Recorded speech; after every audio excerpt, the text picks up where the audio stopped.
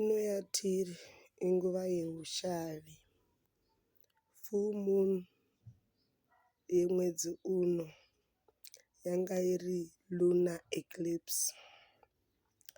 Lunar eclipse inguva ine simba rakawandisa rekusumudza rakanaka muzvanza ratakabva naro Zimbabwe roti nguva yatapinda zvino inguva yeushavi.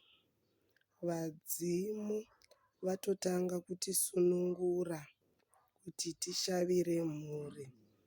Kana tiri muwinda kuchitonhora paya kuZimbabwe tinenge tichifanirwa kupfupira nokupinda muimba yomukati, ndipo maiona matare ainyanya kudzika ekukonekita nevadzimu vedu.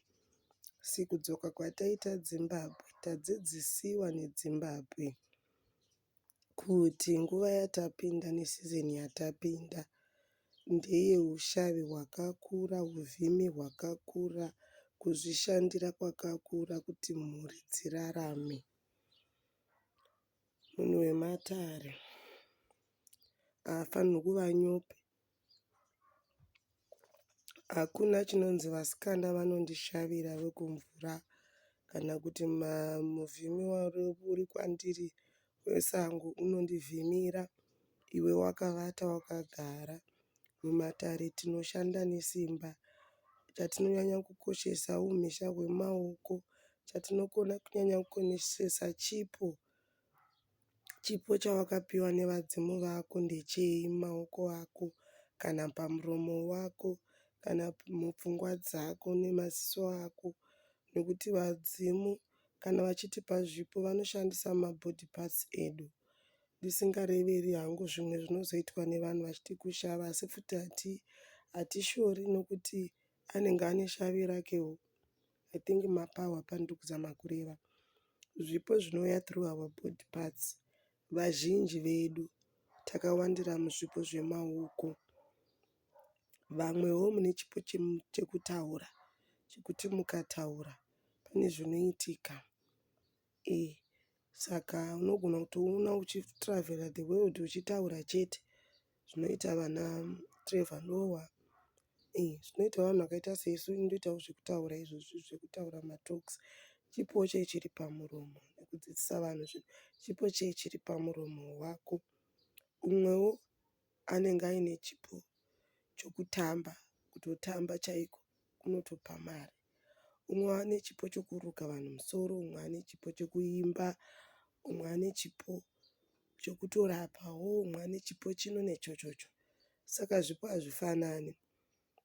But nguva yatiri tinokutangira kuchipo ichoko tozoenda muushavi hwokuti mhuri irarame, hwokuti zvatakwanisa kuita kuti tirarame. Manje midzimu inenge yakuenda kumapako. Saka kuri kunzi nevari kunyika dzimu tasimudza ushavi kuti tozoenda kumapako. Vanhu vasare vachizvishandira, vanhu vasare vachizviitira. Mhondoro ndodzinototanga kuenda. Ndosaka makunzwa tichitaura nhau dzekumapako. Mhondoro ndodzinototanga kuenda. Saka inguva yekuti vane matare avo asati apera vaya nevari kuda kugadzirisa matare avo mobva matogadzirisa nguva iripo. Nokuti mhondoro chaiyo yandinoziva inovhara dare kuti dwa yoenda yonogara mubako. Yakamirira kuti midzimu iuye. Yosiya madziva. Ndopamunoonawo isusu takumborukwawo musoro tomboiswawo makeup. Nokuti mhondoro inenge isipo 100%. Saka kana sawira wako akagarwa nemhondoro asi dare risingavharwi November, tinoda kumboionawo mhondoro iyoyo. Takafamba zvakanaka. Zimbabwe kwanga kwakanaka. Takadzidza zvakawanda. Nyaya yemanjuzu muHarare yanetsa. Makaudi emanjuzu ari kurasisa vanhu magwara rematare. Takapisa. Mafuko akawandisa paHarare evana nevanhu vakuru, machembere vari kujoiniswa kaudi emanjuzu. It's another way yevazungu ivava yekudhailuta pawa redu rechivanhu. Ndeimwe nzira yavauya nayo nokuti vakaona kuti tamuka, we are awakened, taakuziva chokwadi.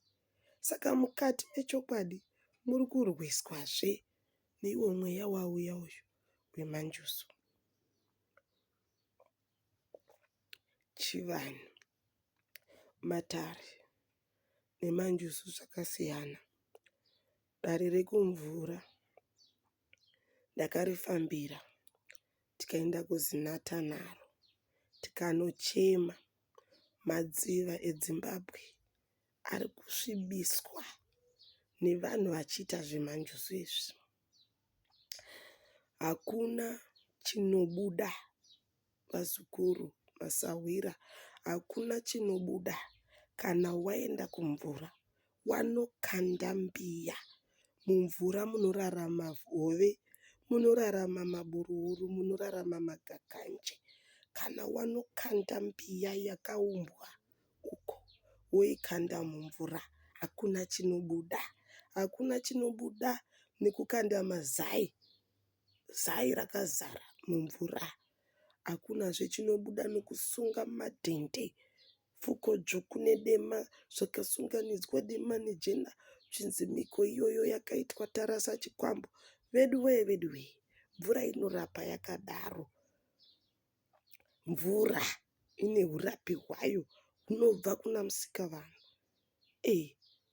Zvinhu zvakaita vana mazai, mikaka, mawaini, maraisi, zvinogona kugezeswa vanhu nokuti zvinoturutsa rakanaka kuwedzera simba pamusoro pemvura rerakanakawo, nokuti mvura pachayo inongozvirapira, inochenura yega. Zvekukanda mbiya, zvekusiya madziva akazara zvigubhu, munenge muchitonotanga zvitsva. Panhamo yawanga unayo yaiya wawedzera rimwe saga renhamo. Nekuti chigubhu chose tsvina littering plastic yamunenge muchisiya padziva renjusu. Muri kuzvidza nzvimbo yevaridzi teritori. Teritori yenjusu inoda kunge yakachena yemadziva. Muri kuudzwa nemuyeradziva, varidzi vemvura yacho, moteereresa. Hatidi plastic Zimbabwe kumadziva, hatidi mabhodhoro, hatidi zvimabottle tops zvivharo. Vanonodira waini yekutenda nekuvhura manake. Durura waini yako, uvhara bhodhoro, woisa muplastic, woenda naro. Zvipepa zvemikaka, mazai akapwanywa, makoko akazara, you are wasting your time. Harisi dare remvura. Dare remvura rinosanganisa kuchengetedza environment, kuchengetedza dziva racho kutsvina. Saka paunenge wasiya tsvina kumvura, wazvipa imwe blockage nyowani, ndopaipa munotuka varapi. Vakandiendesa mvura, vakandigeza, vakandidai, hapana chakafamba. Mvura inoramba. Kupotsera zvinhu mumvura. You can throw coins, you can throw lettuce, you can throw fruits, you can throw wine, you can throw honey. Munoziva, you can akuiswe chibuku kumadziva, amiswe chibuku tinonoisa pasi pemuhacha kana kudira pasi pemuti chero umwewo zvawo, kwete kunodira kumadziva. Zvandakaona Zimbabwe hazvina kundifadza. Ndakatotanga program yandoda kuita ye-environmental justice with Zinata, to reclaim nzvimbo dzinoyera kuti dzigare dzakachena. Kana masiya tsvina kumadziva, hamusati matanga dare remvura. Kana makanda mbiya mumvura, mapostori, munopedzesa nyika kufa. Vanhu vanopera kufa, madziva agumbuka. Musaisa tsvina mumvura. Ngatichengetedzei dare rekumvura senzira yatinofanirwa kuva, nedzimwe mberi madziva achitevera.